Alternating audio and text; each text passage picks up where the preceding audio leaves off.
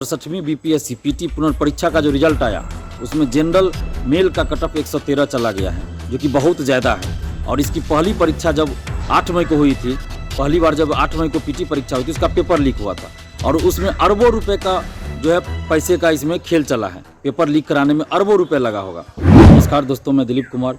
दोस्तों, बीपीएससी में भ्रष्टाचार चरमोत्कर्ष पर है। बीपीएससी में धांधली सेटिंग का खेल 5659वीं से ही चला रहा है।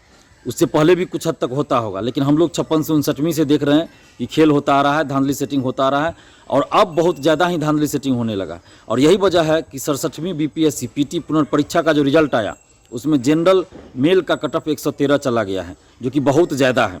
और इसकी पहली परीक्षा जब 8 मई को हुई थी, पहली बार जब 8 मई को पीटी परीक्षा हुई थी, उसका पेपर लीक हुआ था और उसमें अरबों रुपये का जो है पैसे का इसमें खेल चला है। पेपर लीक कराने में अरबों रुपये लगा होगा।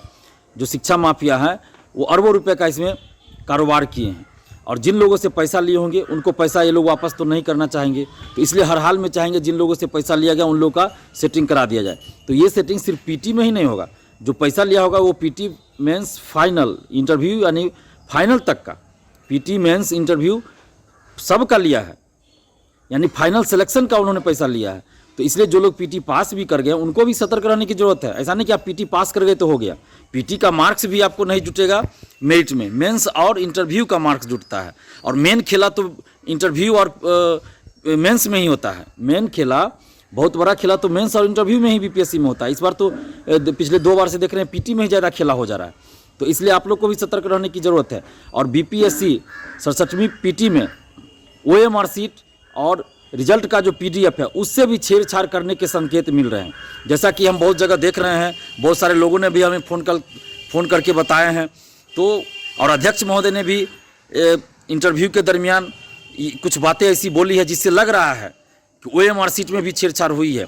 अब उनका क्या मकसद था, हो सकता है अध्यक्ष महोदय का मकसद सही हो, लेकिन उनके टीम का जो लोग हैं, परीक्षा नियंत्रक अमरिंदर कुमार को हम लोग हटाने की मांग कर रहे हैं। और उनके रहते आप ओएमआर सीट में कुछ कीजिएगा तो अपने लोगों को इन करवा लेंगे।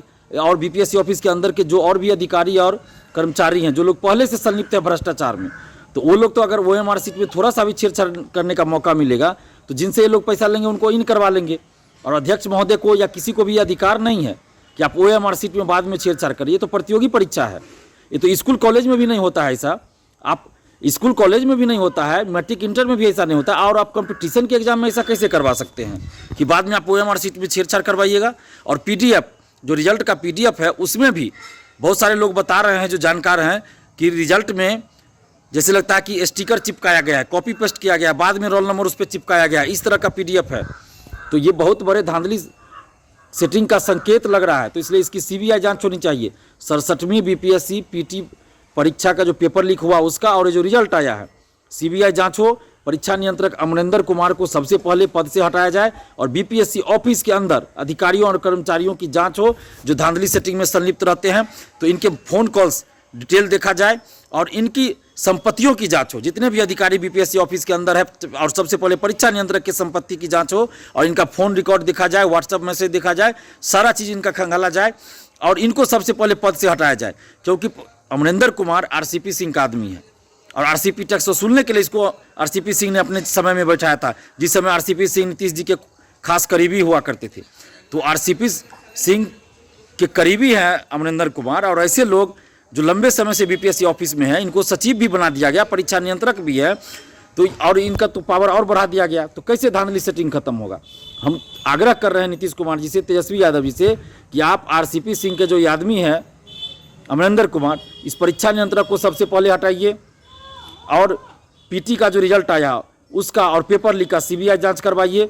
और जो 6-7 क्वेश्चन का आंसर गलत दिया गया है तो उसको देखा जाए और संशोधित रिजल्ट जारी किया जाए या एक्स्ट्रा रिजल्ट जारी किया। जितना भी क्वेश्चन का आंसर गलत है उतना कट ऑफ हर कैटेगरी में कम करके एक्स्ट्रा रिजल्ट दिया जाए। नहीं तो फिर हम लोग बहुत बड़ा आंदोलन करेंगे और हम लोग चुप बैठने वाले नहीं है। और एक और बात सामने आई है कि बहुत सारे स्टूडेंट्स ने हमें फ़ोन किया है, व्हाट्सएप पे मैसेज किया है कि उनका मार्क्स कम है।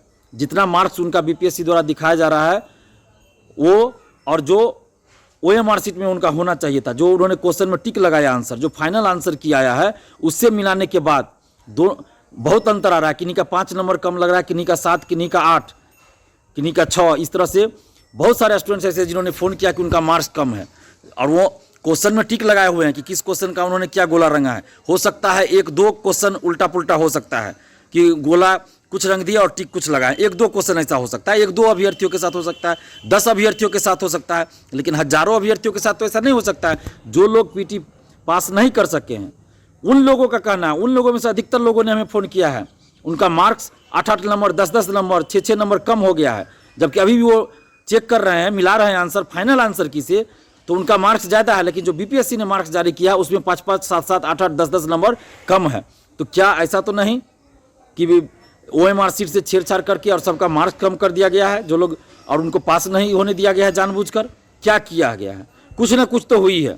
OMR सीट के साथ और रिजल्ट के PDF के साथ कुछ ना कुछ तो गड़बड़ी की गई है, धांधली सेटिंग की गई, इसलिए इतना कट ऑफ गया है।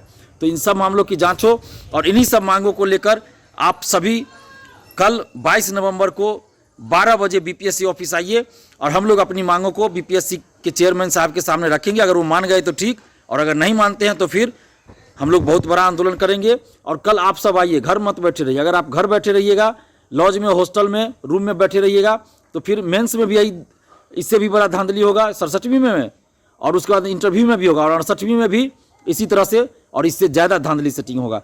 तो आप चुप रहिएगा, सिर्फ पढ़ते रहने से रिजल्ट नहीं होगा, बल्कि आपको लड़ना भी पड़ेगा, अन्याय के खिलाफ, धांधली सेटिंग के खिलाफ आपको लड़ना भी पड़ेगा। तो आप लोग कल 22 नवंबर को 12 बजे बीपीएससी ऑफिस आइए और जिनके पास जो भी कुछ प्रूफ हो वो लेते आइए। धन्यवाद, जय हिंद।